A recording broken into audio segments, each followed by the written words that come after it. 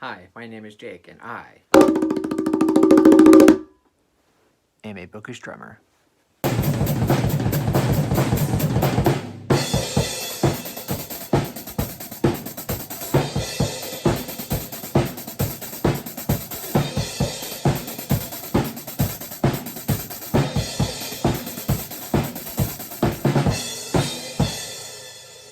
So for this video, I'm going to be talking about 7 fantasy books that instantly hooked me into the story. They instantly grabbed my attention, and I wanted to quickly finish the book as soon as possible. Sometimes when you first start reading a book, even though you can be pretty excited to read it, it can sometimes take a little while to get into, especially with fantasy, because a lot of it at the start is world building. You're starting to learn who these characters are. You're starting to learn more about the world that they live in and what exactly is going on with everything. So sometimes books can start off a little bit slower and they can take a little bit of reading to get into it. With these books, however, these 7 fantasy books instantly grabbed my attention from the very first chapter, and as soon as I read it, I knew that I was going to love this book, love the series, and I wanted to quickly continue with it to find out what was going to happen next. But anyway, enough of the preamble. Let's go ahead and jump right into it.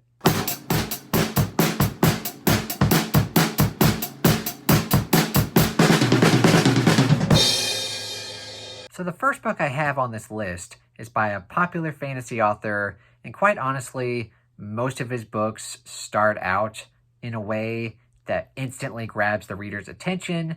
But for my purposes here, the book that got me introduced to him is The Way of Kings by Brandon Sanderson. I picked this book up on a whim before I even knew who Brandon Sanderson was, before I knew what a Cosmere was. I had no idea about any of that.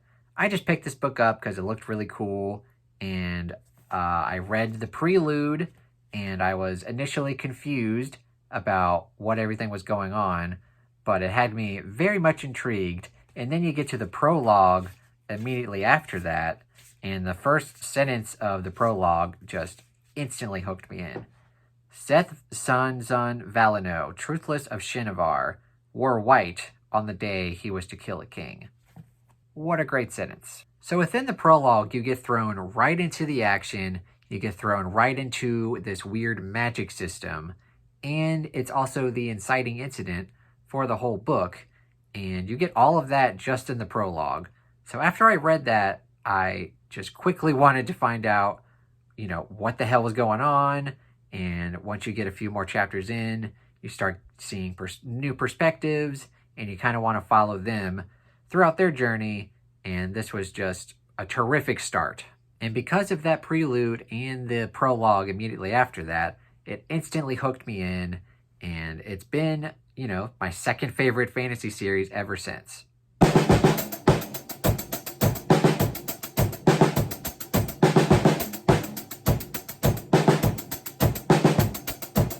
The next book I have to talk about here is 12 Kings and Shirakai by Bradley P. Bulio. This is about a girl whose name is Cheda, who's seeking revenge on these 12 Kings and Shirakai for something that's happened in her past. And the first chapter is great because we get introduced to Cheda by having her fight in this huge fight in this arena, and she's kind of under this secret alias of the White Wolf. And it's this secret person who's just extremely good at fighting everyone, and they have a secret identity, and of course, we know it's Cheda. And having her introduced as such a badass fighter and getting to see her actually in combat was very cool, very intriguing, and such a great start to a wonderful series. You get thrown right into the action very quickly, and you also get a little bit of backstory with Cheda, figuring out what's going on with her story, and I thought it was just a brilliant way to start the series.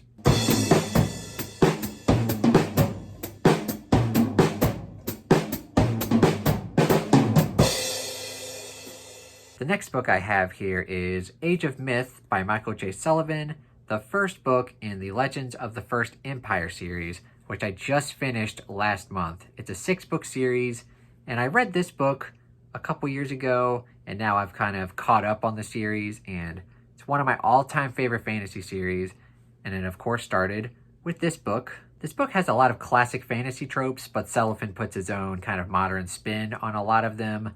And it starts out, and you realize that these elven-like people live like gods, essentially.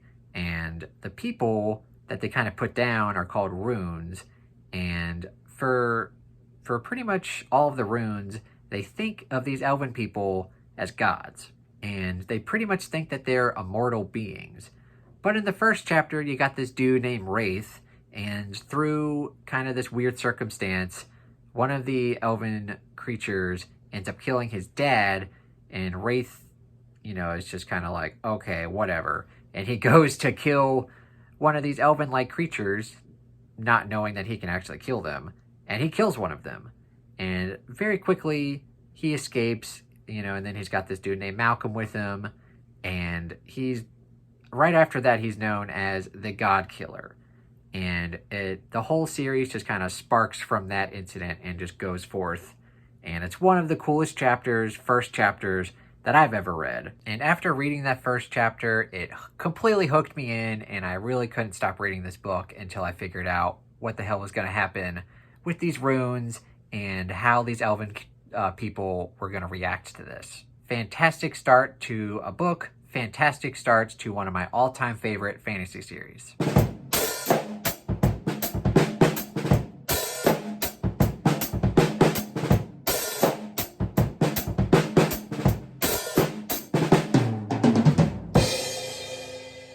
Another book I have here is City of Stairs by Robert Jackson Bennett. And this book is very interesting because it doesn't necessarily start out with character work. It starts out with a lot of world building, and you figure out a lot about the world and how interesting it is, because there's basically this society who's sort of taken care and gotten rid of all of these different gods, and now because of that, their city has kind of flourished and they've become more modern, and they're kind of in charge of all of these other groups of people that are, they still deep down believe in their gods, but they're forced to not mention them at all.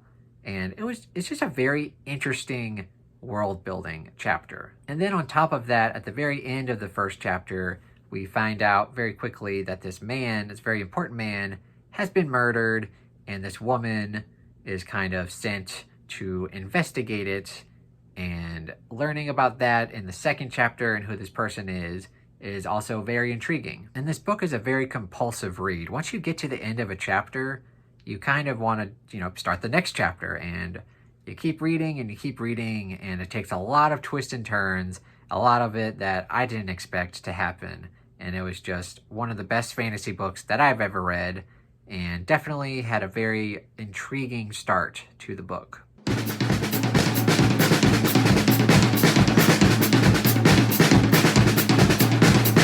One of the most fun times I've ever had reading a fantasy book is from this book, Kings of the Wild by Nicholas Eames. This book is about an old group of friends who were part of a band or a group of mercenaries back in the day, but they're kind of old now and they're not the same as they used to be.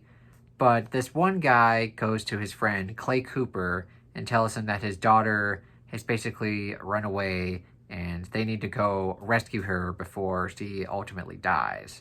And so the basic premise of the book is that, the boys are back in town, they're getting the band back together and to go, save this dude's daughter.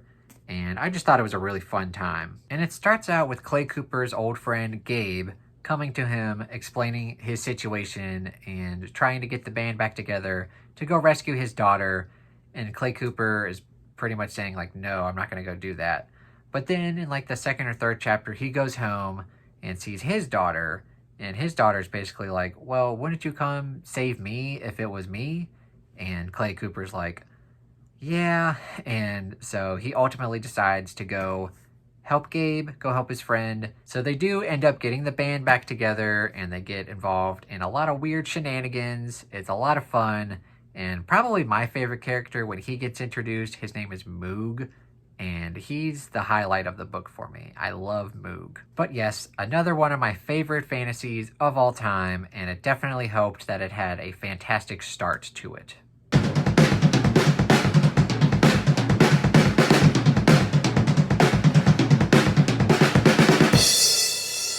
A more recent fantasy book for me, a fantasy book that I read in June, would be The Bone Shard Daughter by Andrea Stewart. And basically, even before I finished the first chapter, I knew this was going to be a new favorite for me.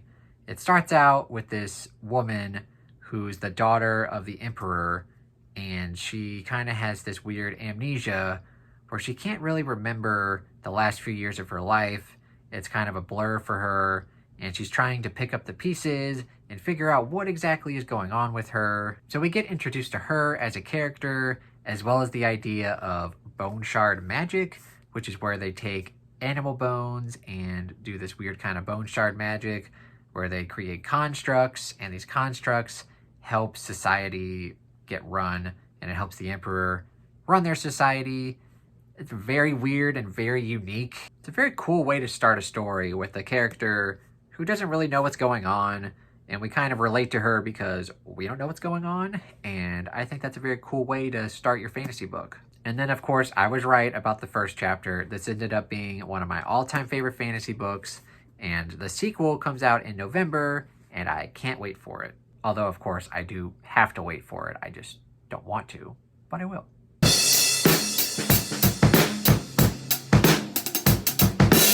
The last fantasy book I have to talk about in this video is not necessarily my all-time favorite fantasy book.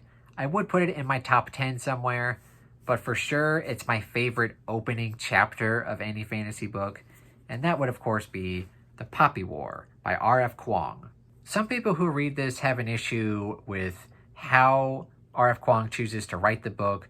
She does a lot of time jumping, as to where some authors, they probably want to flesh out the chapter a little bit more, and I actually really thought that the way she wrote the first chapter was extremely refreshing. The first chapter, a lot happens, and it's only like a 20-page chapter, and probably maybe an older, more experienced fantasy author would want to flesh that out a bit more. Like some authors would probably turn her 20-page chapter into like 100, 150-page part one of a story. But I really loved how quick-paced it was. She didn't really waste any time. We got all the details we needed, and it was just very satisfying. And that's just the first chapter, folks. We get introduced to the character of Rin, who is an orphan who's being raised by these people that she doesn't like. They're not good people, and she definitely wants out of her life and where she's going to end up in her life. They want to marry her off, for like money purposes, and she definitely doesn't want that to happen. So she decides to, study her hardest to try to get into a position for this really elite school called Synagard. And not a lot of people think she's capable of doing it, but through sheer will and perseverance and really hard work, she ends up getting into Synagard. And just that first chapter of she starts off in a really shitty situation, and then she ends where she's going to Synagard for free.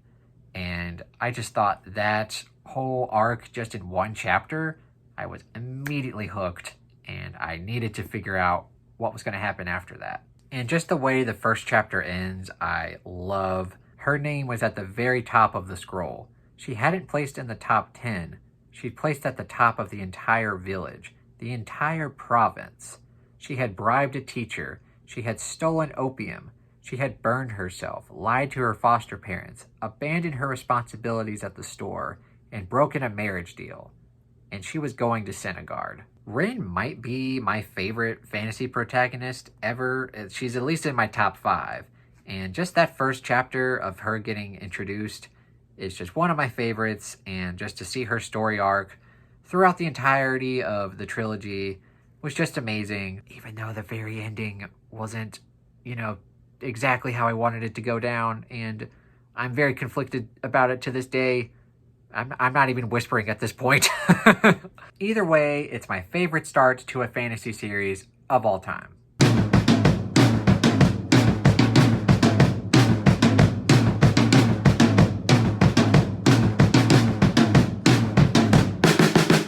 All right, so those are 7 fantasy books that all hooked me within the first chapter or so, within the first however many pages, they hooked me, they grabbed my attention very quickly, and I would like to know what you thought of my picks. Do you agree with me on any of my picks? Did you read any of these books and were immediately captured by them? Or did it still take you a little bit of time to get into?